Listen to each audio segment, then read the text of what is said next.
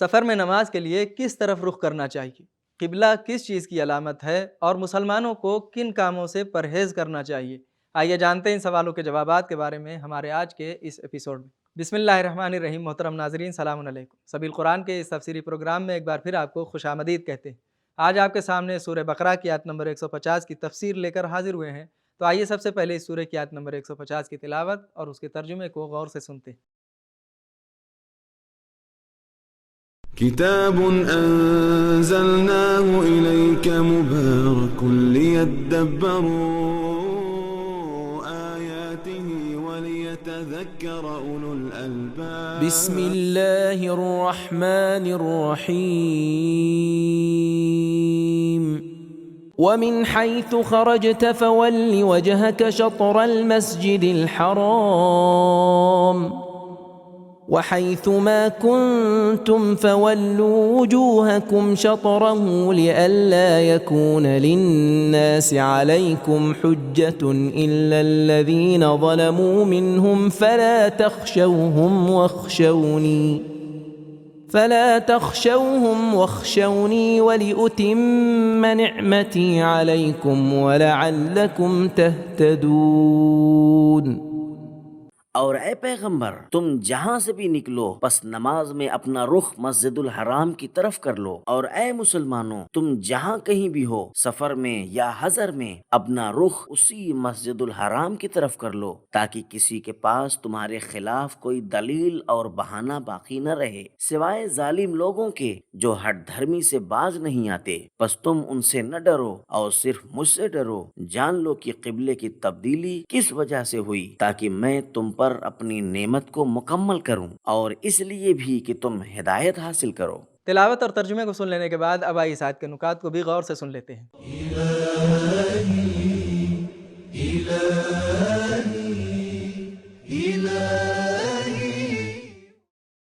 کئی آیات میں قبلے کی تبدیلی کا موضوع بیان ہونا اس کی اہمیت کو ظاہر کرتا ہے۔ اس کے علاوہ اس موضوع کے بیان کے ساتھ کوئی نہ کوئی نیا مطلب بھی بیان ہوا ہے، جیسے اس آیت میں ہے، خداوند متعال مسجد الحرام کی طرف منہ کرنے کا حکم دینے کے بعد فرماتا ہے کہ یہ اس لیے ہے تاکہ دشمنوں کو پیغمبر اور مسلمانوں کے خلاف کوئی بہانہ نہ مل سکے، کیونکہ اہل کتاب جانتے تھے کہ پیغمبر اسلام صلی اللہ علیہ وآلہ وسلم دو قبلے کی طرف منہ کر کے نماز پڑھیں گے، اور اگر ایسا واقعہ نہ ہوتا تو وہ مسلمانوں پر اعتراض کرتے کہ تمہارے پیغمبر وہ نہیں ہیں جن کے بارے میں پہلی والی آسمانی کتابوں میں ذکر آیا ہے۔ اسی طرح یا وہ اپنی تند و تیز زبان کے ساتھ مسلمانوں کی توہین کرتے اور کہتے کہ تم لوگ یہودیوں کے پیچھے چلنے والے ہو اور تمہارا اپنا کوئی قبلہ نہیں ہے۔ یہ اعتراضات صرف یہودیوں کی طرف سے نہ تھے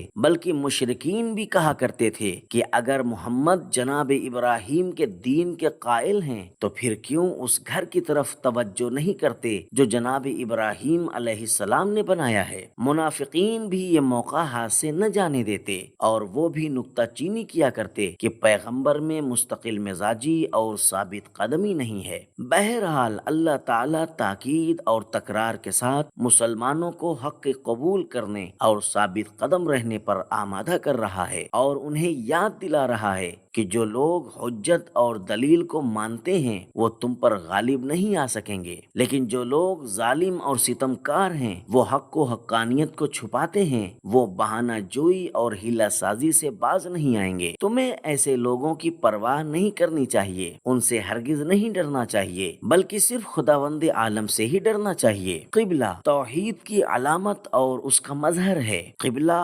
مسلمانوں کا علامتی اور شناختی نشان ہے، جیسا کہ نہج البلاغہ میں کعبے کو علم یعنی اسلام کا پرچم اور واضح نشان کے نام سے یاد کیا گیا ہے۔ چونکہ بت پرست اور ستارہ پرست اپنی عبادت کے وقت بتوں یا چاند ستارے کی طرف منہ کرتے تھے، اس لیے اسلام نے ان کی اس گمراہی پر مبنی عمل کی جگہ خانہ خدا کی طرف توجہ کرنے کا حکم دیا اور قبلہ رخ ہونے کو خدا کی طرف متوجہ ہونا قرار دیا ہے۔ روایات میں ہے کہ حضرت رسول خدا صلی اللہ علیہ وآلہ وسلم عام طور پر قبلہ رخ ہو کر بیٹھا کرتے تھے۔ آپ صلی اللہ علیہ وآلہ وسلم فرمایا کرتے کہ قبلہ رو سویا کرو اور قبلے کی طرف منہ کر کے بیٹھا کرو، حتیٰ کہ قبلہ رخ ہو کر بیٹھنے کو عبادت میں شمار کیا گیا ہے۔ نیز قبلے کے خاص احکام ہیں اور بعض صورتوں میں رو بقبلہ ہونا واجب ہے۔ مثلاً جانور کو ذبح کرتے وقت قبلے کی طرف رخ کیا جائے، میت کو قبر میں رو بقبلہ لٹایا جائے اور واجب نمازوں کو قبلہ کی طرف رخ کر کے ادا کیا جائے، لیکن بیت الخلاء میں قبلے کی طرف رخ کر کے یا پشت کر کے بیٹھنا حرام ہے۔ مذکورہ بالا صورتوں کے علاوہ بھی قبلہ مسلمانوں کی وحدت کا سبب اور علامت اتحاد ہے۔ اگر کرۂ ارض سے اوپر جا کر نگاہ کریں تو مسلمان 5 وقت کی نمازوں میں رو بقبلہ ہو کر ایک خاص نظم و ترتیب کے ساتھ قبلے کی طرف منہ کیے نظر آئیں گے۔ خانہ کعبہ خدائی تحریکوں اور الہی انقلابات کا مرکز اور ان کے لیے آمادگی کا مقام ہے، جیسا کہ حضرت ابراہیم علیہ السلام اور حضرت محمد مصطفیٰ صلی اللہ علیہ وآلہ وسلم سے لے کر حضرت امام حسین علیہ السلام تک سب بزرگواروں نے اپنی الہی تحریک اور خدائی انقلاب کا آغاز یہیں سے کیا۔ اسی طرح مستقبل میں حضرت امام مہدی عجل اللہ تعالی فرجہ الشریف بھی اپنی مقدس تحریک کا آغاز یہیں سے کریں گے۔ کعبے کی عظمت کے لیے یہ بہت ہے کہ مسلمان اہل قبلہ کہلاتے ہیں۔ تغیر قبلہ کے بارے میں اللہ تعالی فرماتا ہے، قبلے کی تبدیلی اس لیے ہے تاکہ آئندہ اپنی نعمت کو آپ پر تمام کروں، یعنی آپ کی ثابت قدمی، استقلال اور کعبے کی طرف توجہ آئندہ اتمام نعمت کی بنیاد ہے۔ یہ واقعہ مدینے میں سال 2 ہجری کو پیش آیا۔ 8 ہجری فتح مکہ کے موقع پر اللہ تعالیٰ کی طرف سے ارشاد ہوا، وَيُتِمَّ نِعْمَتَهُ عَلَيْكَ، سورہ فتح آیت نمبر 2، یعنی یہ کامیابی اس لیے ہے تاکہ آئندہ اللہ تعالیٰ تم پر اپنی نعمت تمام کرے۔ جیسا کہ ہم دیکھتے ہیں کہ دونوں آیات میں اتمام نعمت کی بات فعل مضارع کے ساتھ بیان ہوئی ہے، جو آئندہ کسی کام کے جاری رہنے پر دلالت کرتا ہے۔ لیکن 10 ہجری حجۃ الوداع سے واپسی کے موقع پر غدیر خم کے مقام پر معصوم راہبر کی پہچان کروانے کے بعد سورہ مائدہ کی آیت 3 میں اللہ تعالیٰ نے ارشاد فرمایا، الیوم اکملت لکم دینکم واتممت علیکم نعمتی، آج میں نے تم پر اپنی نعمت کو تمام کر دیا۔ یہ بات قابل توجہ ہے کہ اللہ تعالیٰ نے قبلے کی طرف منہ کرنے کو اتمام نعمت میں پہلا قدم قرار دیا اور پھر فتح مکہ کو دوسرا قدم قرار دیا۔ آخر میں معاشرے کے لیے راہبر کے اعلان کو اتمام نعمت کا آخری قدم قرار دیا۔ یہ بات بھی قابل ملاحظہ ہے کہ قبلے کی تبدیلی اور راہبر کے اعلان میں تاکید کی جا رہی ہے کہ فَلَا تَخْشَوْهُمْ وَاخْشَوْنِي، یعنی ڈرنا نہیں، گھبرانا نہیں، کیونکہ دونوں موقعوں پر بعض افراد کی طرف سے ضد، مقابلہ، بہانہ بازی اور افواہیں پھیلانے کا سلسلہ ہو سکتا تھا۔ پیغمبر اکرم صلی اللہ علیہ وآلہ وسلم نے فرمایا، اے علی، تیری مثال میری امت میں کعبے کی طرح ہے۔ اللہ تعالیٰ نے اسے روشن دلیل اور لوگوں کے لیے علم قرار دیا ہے۔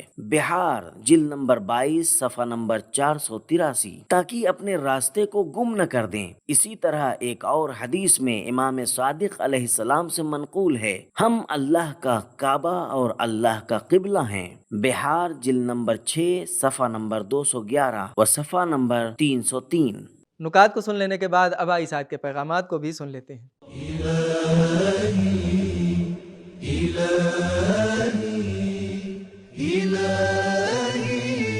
نمبر 1، مسلمان ہر اس کام سے پرہیز کریں جس سے دشمنوں کے ہاتھ میں کوئی بہانہ آ جائے۔ نمبر 2، دوسروں کے تسلط کی نفی کرنا اور اپنے استقلال کو حاصل کرنا قابل قدر ہے۔ نمبر 3، قبلے کی تبدیلی اہل کتاب، مشرکین اور منافقین کے بیجا اعتراضات اور بہانہ بازیوں کو ناکام بنانے کا ایک مؤثر ذریعہ ہے۔ نمبر 4، بیرونی دشمن مسلمانوں کے لیے کوئی بڑا خطرہ نہیں ہے، بلکہ اصل خطرہ اس میں ہے کہ وہ خدا کا خوف دل سے نکال دیں اور اس کے احکام کی پرواہ نہ کریں۔ نمبر 5، مسلمانوں کے لیے مخصوص قبلے کا تعین ان پر خدا کی نعمتوں کی تکمیل کا سبب ہے۔ نمبر 6، قبلے کا تعین اور مسجد الحرام کی طرف منہ کر کے نماز پڑھنا مومنین کی ہدایت کا ایک ذریعہ بھی ہے۔ نمبر 7، ہدایت کے مرحلے ہیں، اس لیے یہ خطاب بھی مسلمانوں سے ہے جو کہ پہلے سے ہی ہدایت پا چکے ہیں، پس یہاں مراد بعد والے ہدایت کے مراحل تک پہنچنا ہے۔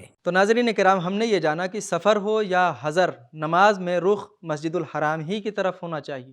قبلہ توحید کی علامت اور اس کا مظہر ہے، اور مسلمانوں کو چاہیے کہ ہر اس کام سے پرہیز کریں جس سے دشمن کے ہاتھ میں کوئی بہانہ آ جائے۔